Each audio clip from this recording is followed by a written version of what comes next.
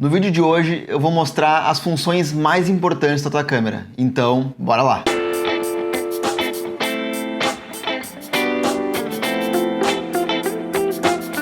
Fala galera, Jornada da Foto, aqui quem fala é Felipe Calil e eu sou o criador do projeto jornadadafoto.com.br, que contém muita informação gratuita e valiosa para fotógrafos de todos os níveis. E uma delas é esse e-book grátis, 4 passos simples para melhorar tuas fotos. Então eu vou deixar o link aqui na descrição para tu baixar e melhorar ainda hoje. Hoje em dia o mercado de câmeras está bem diferente do que era alguns anos atrás. Antigamente as grandes marcas lançavam uma câmera nova a cada 5, 6 anos. Hoje em dia eles lançam a cada 1 ou 2 anos, porque eles copiaram esse modelo de negócio dos smartphones, que estão fazendo uma tonelada de dinheiro. E a cada lançamento aparecem novos recursos imperdíveis na câmera, que teoricamente melhoram as tuas fotos, e aí depois de ver aquele comercial bem produzido, tu vai querer comprar uma câmera nova. A grande verdade é que independente se a câmera tem mais megapixels que as outras, se tem mais pontos de foco, se o foco é melhor ou pior, se filma em 4K ou não é isso que vai deixar tuas fotos melhores. Existem alguns recursos dentre essas câmeras que são iguais em todas elas, independente se a tua câmera é de 2000 ou é o último lançamento. Esses sim, são os que vale a pena investir tempo para aprender a usar e extrair o máximo dessa câmera. Esses sim fazem a diferença na tua fotografia. E nesse vídeo eu vou te mostrar os principais pontos para tu dominar a tua câmera, independente da marca ou modelo. Então já deixa teu like no vídeo, te inscreve aqui embaixo e compartilha também com o fotógrafo que também não sabe tirar o melhor proveito da câmera dele. A melhor maneira de começar é com os modos da câmera. Eles normalmente são encontrados no topo das câmeras e são rotulados como Auto, AV, TV, P, M e outros, mas vamos falar só desses principais. Quando seleciona um desses modos, a tua câmera ela vai funcionar de maneiras diferentes para cada um deles. Quando seleciona o Auto de automático, a tua câmera vai analisar a cena e vai determinar absolutamente tudo em respeito de exposição, incluindo ISO, abertura de diafragma e velocidade do obturador. E não é isso que a gente quer, já que todo o nosso trabalho aqui é para te tirar do modo automático na hora de fotografar. Os outros modos, AV, TV, P e M, eles estão lá para te dar controle sobre esses aspectos. E pode ser que a tua câmera tenha siglas um pouco diferentes, e é normal, já que cada marca gosta de individualizar, mas o funcionamento é o mesmo para todos. Pode ser que na tua câmera esteja escrito só A, S, P e M, ao contrário de AV, TV, P e M. Prioridade do diafragma. Essa prioridade ela pode ser definida como um modo semiautomático. Quando a gente seleciona ele para fotografar, tu vai dizer para a câmera qual a abertura de diafragma tu quer tirar foto e qual o ISO também, e a câmera vai calcular qual a velocidade do obturador para tu chegar num fotômetro neutro. E não te preocupa se tu não sabe nada sobre fotômetro, a gente vai falar um pouco mais adiante, segura aí. O diafragma ele é um dos 3 pilares da fotografia e influencia diretamente na profundidade de campo, ou seja, na quantidade de imagem que está em foco. Uma grande abertura de diafragma, que é mostrada por um número F pequeno, como 1.8 por exemplo, significa que tu vai ter um foco menos profundo, causando aquele efeito de fundo embaçado nas fotos. E esse efeito ele é comumente usado nas fotografias de retrato, por exemplo. E o contrário, quando tu tem uma abertura de diafragma pequena, que se dá por um número F grande, ou como F11, por exemplo. Significa que tu vai ter mais partes da tua imagem em foco. E ele é muito usado em fotografias de paisagem, para deixar tanto o primeiro plano quanto o último em foco. Então, quando tu usar a prioridade de diafragma, ou Aperture Priority, tu vai ter o controle completo sobre a profundidade de campo, enquanto a câmera toma conta da velocidade do obturador. Ela vai calcular automaticamente para ti a velocidade do obturador. E a prioridade do obturador. Da mesma forma do anterior, esse é um modo semiautomático, só que dessa vez tu tem controle sobre a velocidade do obturador e a câmera fica a cargo da abertura de diafragma. A velocidade do obturador ela é medida em segundos, ou frações de segundo, que é o tempo que esse obturador ele fica aberto enquanto tira uma foto. Quanto maior o tempo ele ficar aberto, maior é a quantidade de luz que vai chegar ao sensor. Caso tu queira congelar uma ação, tu precisa escolher uma velocidade de obturador rápida, como essa foto aqui que ela congela o pássaro em movimento. Mas caso tu queira adicionar um pouco de movimento nas tuas fotos, com um pouco de borrão, tu deve utilizar a velocidade do obturador mais devagar, como a água em movimento. Então, enquanto te preocupa com a velocidade do obturador ideal para a cena, a câmera vai determinar qual a abertura de diafragma ideal para chegar na exposição correta. E apesar dos modos de prioridade de diafragma e obturador serem semi-automáticos, significando que a câmera vai determinar um desses pilares para ti, eles são incrivelmente úteis em situações que a luz está mudando constantemente e tu não teria tempo para ajustar entre uma foto e outra que tu tira. Esse modo ele é pouco falado, mas eu acredito que muitos não entendem realmente como ele funciona. Esse modo ele é um passo adiante dos modos de prioridade que a gente falou antes. Nele tu consegue ajustar o diafragma ou o obturador para o teu gosto, e a câmera vai ajustar ou um ou outro para chegar na exposição desejada. Por exemplo, tu tá na rua fotografando o cotidiano e de repente tu avista uma pessoa na bicicleta e vai tirar uma foto dela, mas tu quer borrar um pouco o movimento, então tu troca a velocidade do obturador para uma um pouco mais lenta e a câmera vai trocar a abertura de diafragma para ti automaticamente. Aí beleza, tirou a foto e tu continua lá caminhando quando tu acha uma pessoa e quer fazer o retrato dela. Então tu ajusta o diafragma para ter uma profundidade de campo pequena e a câmera vai cuidar da velocidade do obturador para ti automaticamente. Esse modo é aquele que tu usa quando tu vai fotografar algo sem planejamento, quando a fotografia simplesmente aparece na tua frente. Com ele, tu só se preocupa na regulagem que vai fazer a maior diferença criativa nas suas fotos, e a câmera vai se encarregar do resto. E o modo manual, ele é exatamente o que ele diz ser. Com esse modo, tu tem o controle total de todas as partes da exposição. Tu ajusta tanto o diafragma, quanto o obturador, quanto o ISO, sem que a tua câmera faça nenhuma regulagem. Vai ter um indicador de exposição no teu viewfinder ou a tela, que vai te dizer quanto essa imagem está subexposta ou superexposta, dependendo do modo de fotometria da tua câmera, que a gente também vai ver em seguida, aguenta aí. Eu acabei de te mostrar aquela imagem que aparece nas câmeras digitais, e o nome disso é fotômetro.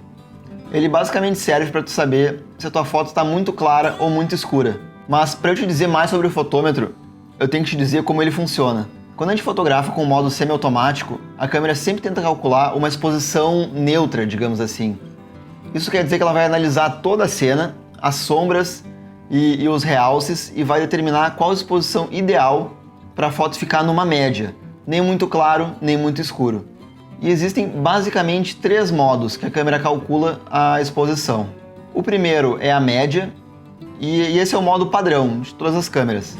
Ele vai analisar a cena inteira, de um canto até o outro, e expor a cena para que ela fique tudo numa média. Depois é a análise central, e a câmera vai analisar só a porção do meio da cena. Ela vai ignorar os cantos, ou seja, a tua foto vai ficar neutra no meio, independente se teus cantos estão muito claros ou muito escuros. E tem também a leitura spot, ou ponto, que a câmera vai ler só uma pequena parte da cena, e normalmente é do tamanho do ponto de foco da tua câmera. Ou seja, ela vai analisar e te mostrar qual a exposição neutra para somente aquele ponto específico.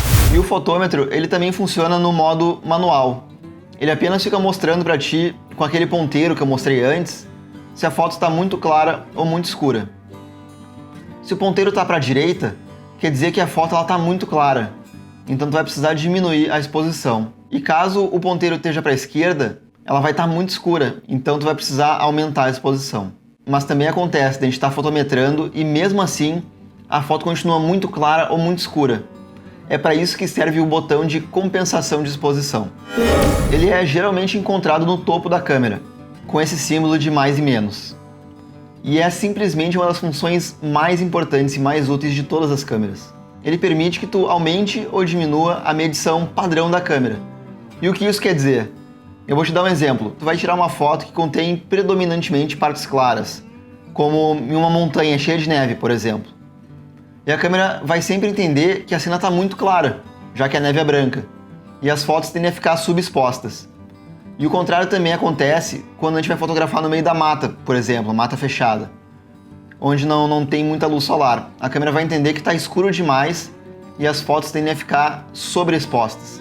E é aí que tu vai poder dizer para tua câmera, na situação da neve, por exemplo, para ela calcular a cena com uma exposição mais clara, usando a compensação positiva. E no caso da floresta, quando tu vai poder dizer para tua câmera usar uma compensação negativa, e ela vai entender que a cena ela pode ser fotografada mais escura. E a maneira que a gente consegue enxergar a exposição da mesma forma que a nossa câmera enxerga é através do histograma. Esse histograma ele é a representação dos valores tonais da imagem. E traduzindo para o português, ele quer dizer que é a quantidade de tons encontrados na imagem, que se encontram do preto absoluto, 0% de luminosidade, até o branco absoluto. Ou seja, os pretos eles estão nos valores esquerdos do gráfico e os brancos na direita. E tem toda aquela gama de tons entre eles, no meio do gráfico. O histograma ele nasceu do sistema de zonas, criado pelo mestre da paisagem Ansel Adams. E depois ele foi adaptado para o histograma que a gente conhece hoje. Tá, Felipe, tudo bem. Tu falou esse monte de coisa bonita aí, mas na prática, como é que funciona? Na primeira foto, a gente vê que o histograma está praticamente todo para a esquerda do gráfico. E isso significa que a gente tem uma foto muito escura. E pode ser confirmado logo abaixo. A primeira foto ela está realmente escura. E dessa forma, a gente perde os detalhes nas sombras e partes mais escuras da foto. Elas acabam virando um borrão preto, sem detalhe. Na imagem do meio, a gente pode ver pelo histograma que ela está bem exposta. Ela não está nem tanto para a direita, nem tanto para a esquerda. Ou seja, tu não perdeu os detalhes na sombra e também não perdeu os detalhes no realce. Isso se confirma pela segunda foto, que tem uma maior quantidade de detalhes. E já no terceiro histograma, ele está completamente para a direita. Isso significa que está claro demais, fazendo com que a gente perca os detalhes nos realces, que no caso dessa foto são as partes mais claras do céu. No jargão fotográfico, quer dizer que a gente estourou os realces. E a câmera ela não consegue capturar mais detalhe do que está fora do histograma, que é justamente o que acontece na terceira foto. O céu ficou estourado, sem detalhe. Por isso, a gente precisa sempre ler o histograma antes e depois de tirar a foto, para ver se tu está conseguindo capturar todos os detalhes possíveis nela. Aí depois, na pós-produção, tu consegue ajustar da maneira que quiser, mas sem ter as sombras que viraram um preto, um borrão preto, e nem os realces que viraram o branco, um borrão branco. Tu consegue todos os detalhes na foto. O ISO ele é uma medida de quão sensível o sensor da tua câmera é quanto à luz. Esse termo ele teve origem na fotografia analógica, onde um filme de diferente sensibilidade era usado em diferentes situações de tempo e luminosidade, e esse conceito foi trazido para o digital. A sensibilidade do ISO é representada desde o ISO 50, que é uma baixa sensitividade, até o ISO 12800 e mais, que são de alta sensitividade. E ele controla a quantidade de luz que é preciso para o sensor chegar a uma determinada exposição. Em outras palavras, quando a gente usa um ISO baixo, a gente precisa de mais luz para chegar numa exposição se comparado a um ISO alto, que precisa de menos luz para chegar na mesma exposição. Eu vou dar um exemplo. Quando a gente fotografa na rua de dia, a gente tem muita luz disponível. Portanto, o sensor ele não precisa ser tão sensível para chegar numa exposição correta. Então, tu pode deixar num ISO baixo de 100 a 200. Isso vai acarretar em imagens com a maior qualidade possível, com pouco ruído na foto. Mas se tu está em condições que não tem tanta luz disponível, como dentro de uma igreja, por exemplo, tu vai precisar aumentar esse ISO para 1600 ou 3200. E isso vai aumentar a sensibilidade do sensor, que ele acaba multiplicando essa pouca luz disponível para chegar numa exposição correta. Mas a gente tem um porém nessa história, que é o ruído da imagem, que quanto maior o ISO escolhido, mais ruído tu vai ter na tua imagem, principalmente em áreas que tem sombras e sejam mais escuras. Na prática, enquanto a gente está com a luz solar, a gente pode usar o ISO baixo, como 200, por exemplo. Caso o dia já esteja nublado, pode tentar aumentar para 400 ou 800. E se tu tiver em um local fechado, coloca 1600 ou mais, dependendo da iluminação do local. E esses são valores médios, que nada impede de tu experimentar com a tua câmera e ver qual ISO se adapta melhor a uma determinada cena. E nada adianta tu acertar toda a exposição se tu não focar direito. Certamente tu vai ficar com uma foto ruim. Aqui tem uma diferença grande entre marcas e modelos, mas o que tem em comum são os dois tipos de foco, o AFS e o AFC. A AFS, que vem da sigla Single em inglês, é melhor a gente usar quando a gente tem um objeto parado na nossa foto, como o caso de a gente fazer um retrato, fazer uma foto de paisagem ou arquitetura. Nesse modo, quando tu pressiona o botão até a metade, o foco vai ser travado naquele ponto que tu estava apontando, enquanto segurar o botão. E caso tu queira trocar o foco, tu precisa soltar o botão, achar um novo ponto de foco e depois pressionar o botão até a metade. E o AFC, ele significa foco contínuo. E ele é melhor ser usado quando o objeto está se mexendo, como um jogo de futebol ou algum animal voando, por exemplo. Quando tu pressionar o botão de tirar foto até a metade, Quando tu pressionar o botão de tirar foto até a metade, a câmera vai travar no objeto dessa vez, que tu estava apontando, e vai acompanhar aquele objeto, sempre ajustando o foco enquanto tu mantém o botão pressionado. É um foco contínuo. E caso tu queira trocar de objeto para focar, aí sim, tu tem que tirar o dedo do botão, apontar para o novo objeto e pressionar pela metade de novo. Aí a câmera vai continuar fazendo o trabalho dela. E as câmeras nos oferecem uma gama de opções para salvar a fotografia em diferentes formatos. O que tu precisa fazer é selecionar a melhor qualidade possível. Afinal, tu pagou caro pela câmera e quer tirar o máximo proveito dela. Tu vai ter a opção de gravar tuas imagens em RAW ou JPEG. O arquivo RAW ele é um arquivo de maior qualidade, porque ele consegue armazenar mais dados da cena, principalmente em áreas de sombra e realces.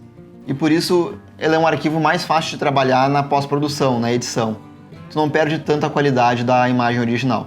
E o arquivo JPEG ele é uma versão mais comprimida, que é automaticamente processada pela câmera. E isso faz com que se perca um pouco da qualidade da imagem, principalmente se teu objetivo é editar a foto depois.